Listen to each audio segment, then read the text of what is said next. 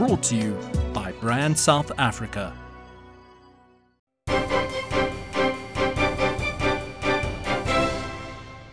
Hello and a warm welcome to this special Forbes Roundtable discussion. I'm Bronwyn Nielsen. Now, one of the sessions at this year's World Economic Forum on Africa focused on Grow Africa, an initiative aimed at transforming Africa's agriculture. With access to 60% of the world's potentially available cropland, Africa's agriculture sector could deliver growth and food security throughout the continent and beyond. Joining me in studio today to talk about how this can be done is John Gachora, Head of Corporate Banking, Barclays Africa, and Rian, Head of Agro-Industries at the IDC. Gentlemen, thank you very much for joining me. Thank you. Thank you. Well, let's unlock the biggest barrier to growth in agriculture across the African continent. John, what do you deem that to be? I think actually it's a number of things, and there was really good focus on this at the World Economic Forum. And I think the theme moved from being food to feed ourselves as Africans, but food as a business. And that was the first thing that I picked from the World Economic Forum. If you look at all the conversations that we have had before about food, or agriculture for that matter, it has always been about hungry Africa, how would we feed Africa? And I think now the focus moving to agriculture being a business, I think is a key takeaway from the World Economic Forum. Now, if you talk about then what has been the holdback, is that people haven't viewed food as a business in Africa. So we have a lot of subsistence farmers, we have a lot of peasant farming, but really we haven't transformed that into a business where people are willing to make real investments. Is the change happening now, though? Are we seeing agriculture moving towards becoming a business on the continent? I think the first steps are clearly there, from becoming transformational to transactional, actually. And what you'll find at the first time is that leaders are working together with business people to develop strategies specifically for countries. So you'll see that there's a development of project pipelines, specific projects in specific sectors in specific countries, and the governments are working together to try and de-bottleneck the infrastructural bottlenecks around them, and to actually put coordinating committees to actually implement those specific commercial projects. These infrastructural bottlenecks, they are one of the biggest inhibitors to any growth on the African continent, but particularly to the farming story. Yes. Absolutely, and again, as you know, Brown, that was a big focus at the World Economic Forum. But I must say, what was interesting was actually the focus wasn't on development of physical infrastructure, but development of a capacity to use what we already have. I think an example was given where it takes 6 days to move goods by road from Ghana to Nigeria. However, if you go by sea, it takes 60 days. Now, that should be a much faster trip. So the 6 issue days here versus 60 days. 6 days versus 60 days. So the issue here was more about what do we do, how can we do better with what we already have? So we have the physical infrastructure, how do we improve on that? How do we improve on that? What is happening? Do we see financial institutions moving heavily to help with the development of infrastructure? Yes, what you find that it's very project specific. Where in the past it was dealt with a broad developmental approach, which is excellent. But if you want to debottleneck industrial infrastructure around the specific projects, then you've scaled down the focus and you are able to actually deal with specific problems in the area. But besides that, I think the big thing is the soft infrastructure. The hard infrastructure are definitely a big issue. But the soft infrastructure, which deals with government capacity to make decisions with regard to specific regulations, import tariffs, other debilitating regulations. Yes, regulations that need to be addressed. And that also got a lot of attention at the World Economic Forum. Isn't a starting point perhaps to regulate as communities, so the East African community, ECOWAS, the Maghreb Union, SADC, perhaps that's where we could start to unlock and have similar policies across those territories? Absolutely, that has to be the starting point. And whereas, you know, one of the interesting observations from the World Economic Forum is one of the speakers made the observation and said, you know what, we need to move away from speaking about countries and the economic viability, but let's talk about economic regions. And here for us in South Africa, a good example would be Nelspruit. If you look at Nelspruit, the economic growth of Nelspruit has really been driven by Mozambique.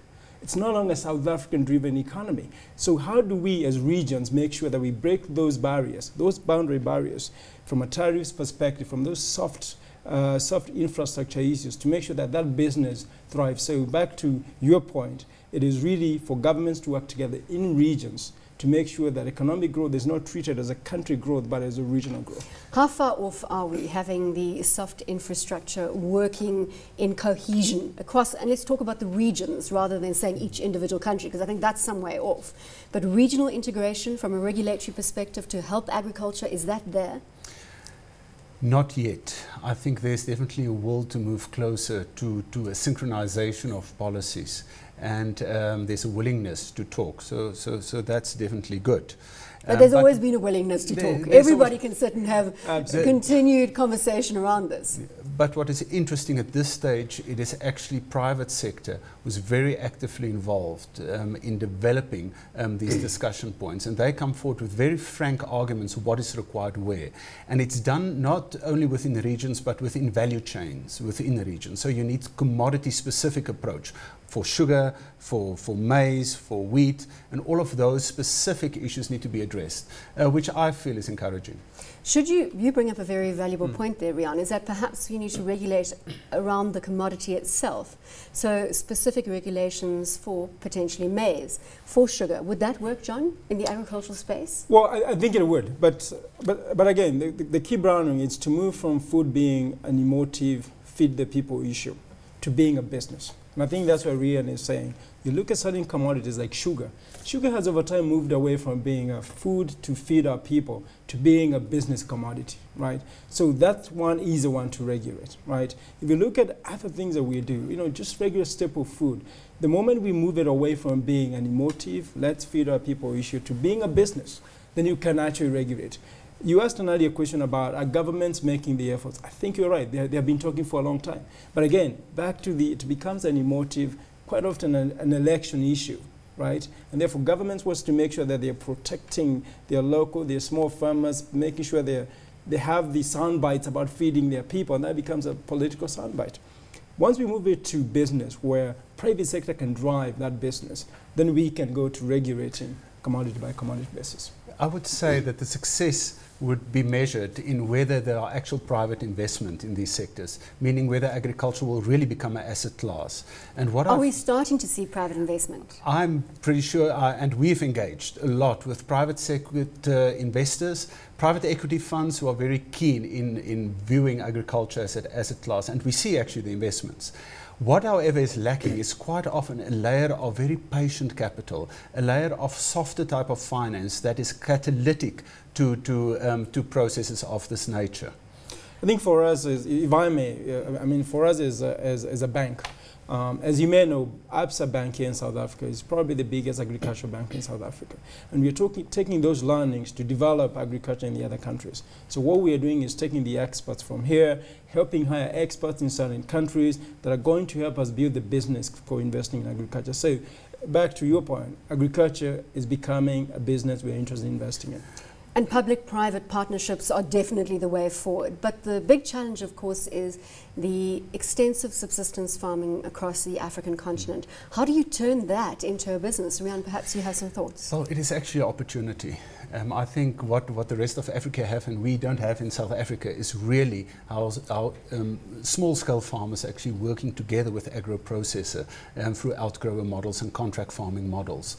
And I think if one invests in agro-processing, it creates market access, and you create a hub with small growers feeding into that, and it's coordinated. You can provide your technical assistance to the farmers through such a processing unit. That is the means in which we can really accelerate pulling these smaller scale farmers in and actually working against the economies of scale, which is against them because of the size. John, which country is leading the way when it comes to transforming the agricultural landscape? South Africa aside, on the continent. So I think in the past few years, Malawi did do a damn good job on it, transforming agriculture.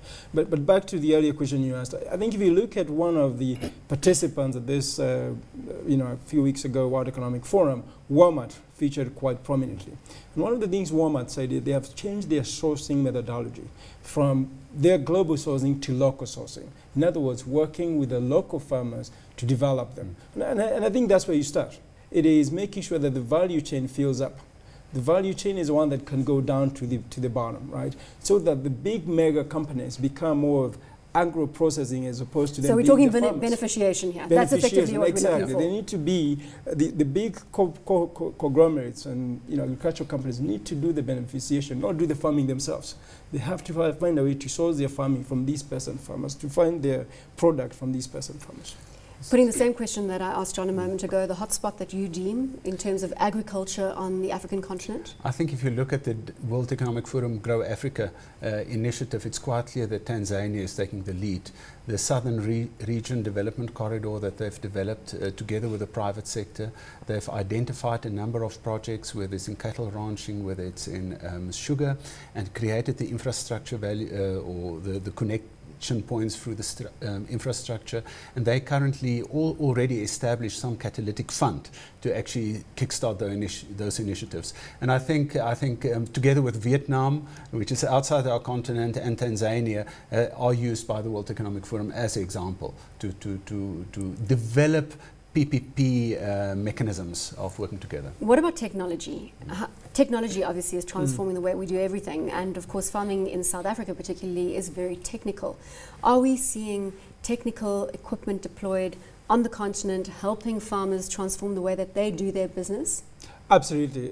If you look at, again, at the World Economic Forum, right, and I keep using that reference point because... Well, let's use that, because this is obviously debating the World Economic Forum and what came out of There's there. a lot of debate about technology and its effects on agriculture.